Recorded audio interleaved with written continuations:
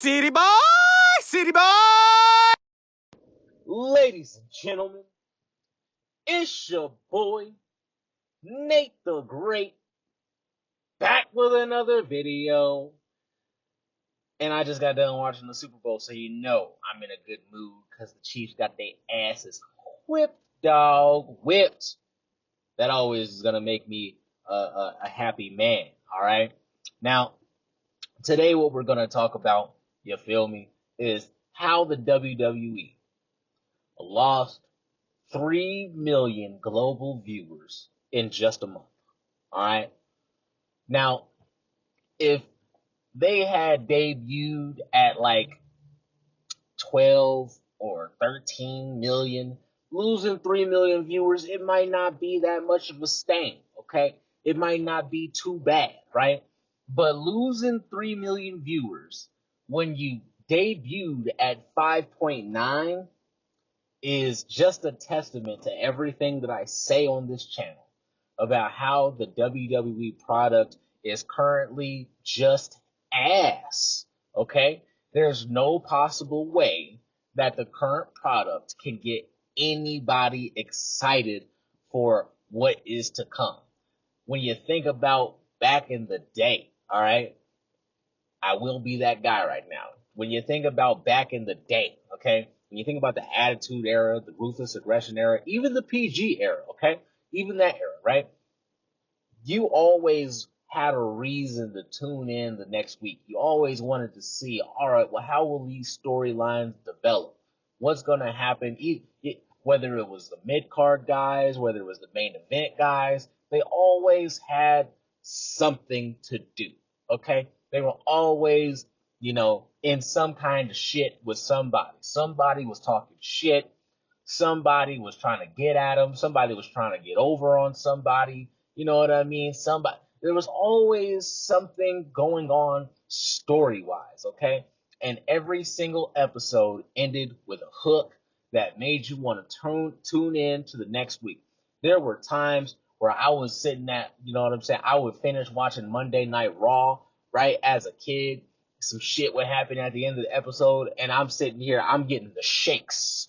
I'm getting the shakes throughout the week because I just can't wait to see Monday Night Raw next week. I just can't wait to watch Friday Night SmackDown to see if maybe I get a sliver of something. Just a sliver of something so I could see what happened. You know what I'm saying? So I could see how they kind of incorporate the story into Friday Night SmackDown from Monday Night Raw. Let me just see if they do something because, man, I need some wrestling. I need to see what happens next.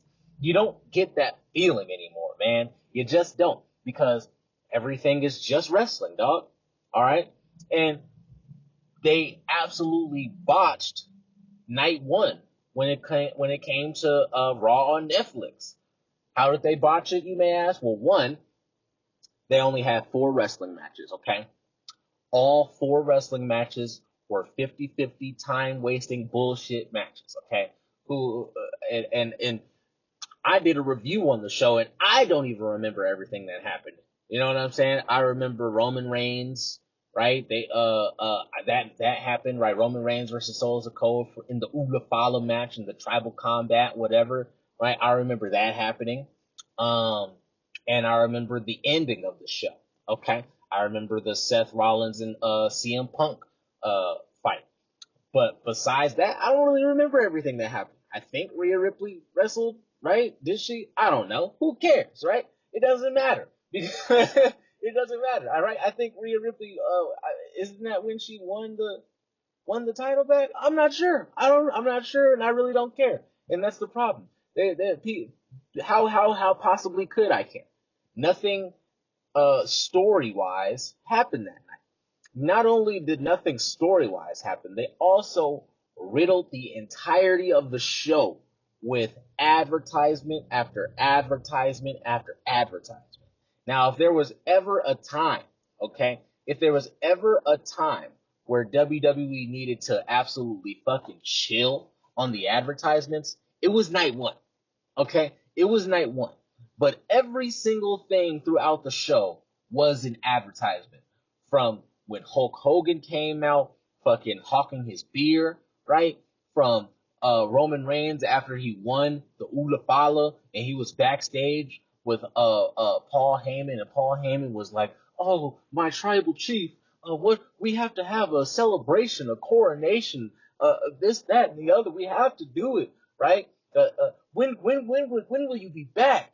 And then Roman Reigns turns around and says, "The 21st." Or was it the 21st? Oh yeah, I'm pretty sure it was the 21st or whatever, whenever 3 weeks from that day was, okay? Or no, it was the 27th, he said, right? "I'll be back on the 27th. All right, cool. And then when he shut the locker room door behind him, it was an advertisement for WWE 2K25. All right, everything throughout the show, whether it was the New Day segment that they had with Gabriel Iglesias, that was an advertisement for Gabriel's fucking comedy show. Everything that they did throughout the show, even on the mat, they had fucking advertisements, bro. Like there's like everywhere you looked, they were trying to sell you some shit. All right, now don't get me wrong, it's a business, okay, and I get that. So they have to sell shit in order to, you know what I'm saying, make more money. I get that. I can respect that. But the fact that 90% of the show was advertisements and the other 10 was kind of wrestling, and then there was absolutely no storytelling involved. Okay? And any kind of storytelling that they actually had that might have gotten the people kind of excited, whether it be Rock versus Cody Rhodes or whether it be The Rock versus Roman Reigns. Okay? Any of that shit, they just went ahead, ixnayed that immediately. That's not happening anymore. Rock's not coming for Cody, and Rock's not coming for Roman, okay? The Rock comes out, cuts a boring ass fucking 10-minute, 15-minute promo where he's just corporate cucking, sucking dick, all that shit. Oh, I appreciate the Netflix board of directors. I appreciate everybody who helped make this deal happen. I appreciate you guys and I respect that. And Cody Rhodes out there, tell Mama Rhodes I said hi. I respect Cody Rhodes. He put this company on his back. I love Cody Rhodes. We should have a drink. We should drink some Terramana. Okay, let's do it. You know what I mean? And then when Rock comes out after the Roman match, had people on the edge of their seats, like, oh shit, what's about to happen here? What's about to happen here? Is Rock gonna turn on Roman? I mean, he did just come out a couple of weeks ago at the I don't even remember. Was it War Games? Was it? I don't know. It doesn't matter, bro. I don't remember exactly when The Rock came out. I think it might have been SummerSlam, I think, right? When The Rock came out, counted down from 3 and then did the little neck slice thing, you know what I'm saying? The "you're dead" gesture, right? All that amounted to nothing basically because The Rock came out and he was hugging and kissing and slobbering all over Roman Reigns. Like, the fuck is going on? What is there to get excited about? So you started off at 5.9 million, but you lost 2 million the next week. Why? Because all you fucking did was try to sell people shit throughout the entire night. And you couldn't even be bothered, okay? You couldn't even be fucking bothered to add a storyline in there, okay? You couldn't even be bothered to add a hook in at the end of the episode. The episode just ends with CM Punk winning his match against Seth Rollins and just sitting down in the corner. All right, and then the screen goes black. What the fuck am I supposed to be excited about to watch next week? What are we supposed to be excited about to watch next week? So of course, the next week, what happens? They lose 2.2 million viewers. Okay? 2.2 million viewers. Alright? Almost half. Okay? Almost half. That's what, 2/5, okay, of the people that tuned in one week and then didn't tune in the next week. That is a ridiculous drop off. I think that's what, 37%? You drop off 37% from one week to the next? That's a drop off that if that shit happened on national TV where a show did, you know what I'm saying, a certain number, let's just say it's 5.9 million, okay?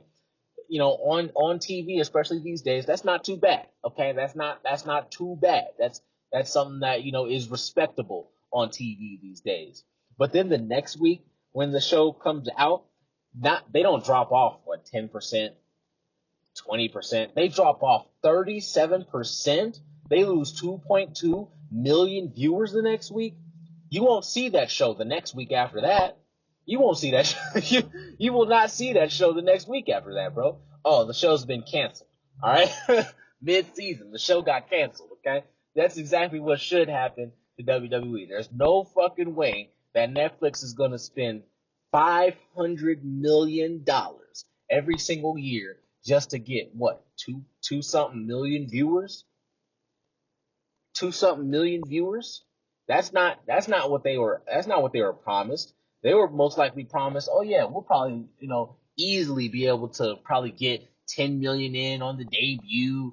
We'll probably settle somewhere around 6 or 7 million views per week.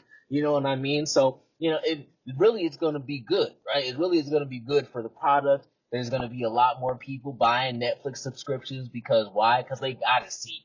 You know, we're in a boom period, baby. They got to see what's happening on WWE. Well, when the people saw what was happening on WWE, the people said no. The people said we're good. This last week, I don't know if it was this week or if it was this week before, but this last week they got what, 2.9 million viewers. So you lost 3 million viewers. Okay. You lost 2.2 million viewers from week 1 to week 2, and then over the next couple of weeks, you lost 800,000. Hell, this last week we're gonna get the numbers on Tuesday, I believe. But this last week, I'm almost positive, especially after what happened at the Royal Rumble. I'm almost positive that there's still gonna be a drop off. Okay, if there is any kind of bump, it's only gonna get up to maybe 3.1, maybe 3.2 at the most. Okay, and that's being fucking generous. All right, because how could people weren't even excited for the Rumble? The Rumble was coming up and people were tuning out. So what makes you think that the people are going to tune in or start tuning in after the Rumble? Especially when the Rumble was ass, was garbage. I've seen people talking about, oh, it was the greatest Royal Rumble of all time. That shit was ass. The greatest Royal Rumble of all time was the Royal Rumble where Rey Mysterio won, in my opinion. Okay? That was the greatest Royal Rumble of all time. Okay? That was a true underdog story that came to fruition. And then the WrestleMania season that occurred afterwards, one of the best of all time. Okay, ended with Ray going ahead and winning the World Heavyweight Championship. That's how you tell a story, motherfucker. All right, that's how you do that shit. But there was nothing for people to sink their teeth into these last few weeks. Okay, there's the lack of storytelling, the lack of characters. All right, the over-reliance on these 50-50 book 10, 15, 20-minute matches where nobody really gets over, you know what I'm saying? And they just both show how good of wrestlers they are, and there's no actual good promos being cut, and no real backstage segment. Everything that happens backstage is as a result of an interview. What is exciting about Byron Saxton? What's exciting about Kathy Kelly? They're not even characters. When Lillian Garcia, not Lillian Garcia, who am I thinking of? When any of the people back in the day that used to do interviews, okay, when they came, they were actual characters, okay? They were characters within the show, all right? Kathy Kelly, Byron Saxton, they're not motherfucking characters on the show, right? Like when Coach would do an interview, right? The Coach would have his own agenda doing that interview. These motherfucking interviewers, they don't have an agenda. They're just out there fucking interviewing, all right? Acting like this shit is real somehow. And every single interview has to get interrupted by somebody else, and then something might happen backstage. But there's no actual backstage segments. What happened to people playing cards backstage? You showing up, the camera showing in on just what's going on, what's happening with the wrestlers backstage. They're playing cards, playing dominoes, drinking beer. You know what I'm saying? Wrestlers backstage working out, wrestlers at the bar, drinking, wrestlers in catering, getting something to eat. You know what I'm saying? Just showing what happens backstage there's nothing that you can get invested in. Nobody has distinguishable characteristics, whether it's from the announcers all the way to the wrestlers. Nobody is an actual character. If you're a wrestler, you're a wrestler. If you're an announcer, you're just an announcer. If you're an interviewer, you're just an interviewer. If you're a GM, GMs used to be diabolical. Like GMs used to be fucking diabolical. Like, does anybody remember when Vicky Guerrero was the GM of Raw? Right? Like, I mean, you just hated the bitch. Like, she played that role so fucking well. You hated Vicky Guerrero. You hated to see when she came out. Excuse me! You hated to hear that shit. Nobody has that anymore. Now everybody's just trying to get over Nick Aldis. What distinguishes Nick Aldis from Adam Pearce? Not a shit, bruh. Not a shit. There's nothing that distinguishes Nick Aldis from Adam Pearce. Besides, the one guy is an American and the other guy is like British or some shit. That's it. That's the only thing that really distinguishes them. Because both of them only do one thing. All they do is book matches. Neither one of them are backstage trying to get some coochie. Neither one of them are backstage, fucking with a wrestler, trying to get over on a wrestler, putting wrestlers in terrible predicaments. You know what I'm saying? Because they just have a personal vendetta. There's nothing personal going on with the GMs anymore. Nothing is happening. So of course, since nothing is happening, and there's no reason to tune in. There's nobody interesting on the show. Okay? Even Roman Reigns is just a shell of his former self. Alright? He's not exciting anymore because he's getting his ass whooped by fucking Solo Sikoa.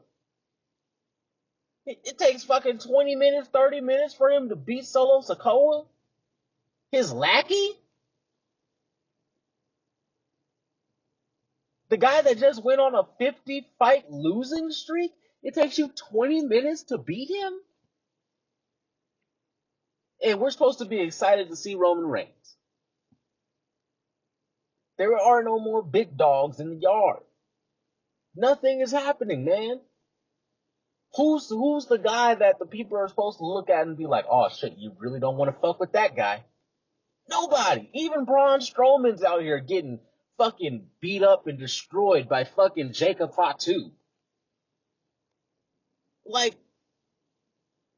the biggest guy on the roster, he's getting beat up and destroyed. He's losing to Carmelo Hayes, even if it was kind of like a little flimsy win or whatever. But he's losing to Carmelo Hayes? What the fuck? Like, what are people supposed to get invested in, dog? Nothing. And that's why they will continue to lose viewership, okay? And I really do think that Netflix is most likely going to give WWE until the end of WrestleMania season, okay? I think by this summer, if WWE doesn't get its act together, which, I mean, if they haven't gotten their act together up to this point, then I don't see what the fuck they're going to do. I don't know what the fuck. Like, if they haven't gotten their act together up to this point, there's no way that they're going to change anything about it up until then. They've already set in stone pretty much what they're going to be doing from this time until WrestleMania, and you can see that the people just simply aren't excited. They're not excited. Like, this WrestleMania season coming up does not have any of the hallmarks of the last WrestleMania season. Because at least the last WrestleMania season, you had The Rock involved, which was really the only thing they had going for them. Now that you see that The Rock isn't there, all right, you see that The Rock is like he doesn't have anything to do with this upcoming WrestleMania season, most likely, right? You see that there's nobody else who actually garners mainstream attention. Nobody else who's actually, putting the company over. Nobody cares about Cody Rhodes. Nobody cares about Roman Reigns. Nobody cares about Gunther. People stopped caring about Gunther after he lost the title. Because y'all fucking jobbed him out to Sami Zayn, of all people. So, without The Rock, and I remember this clearly, I remember Seth Rollins talking shit, okay?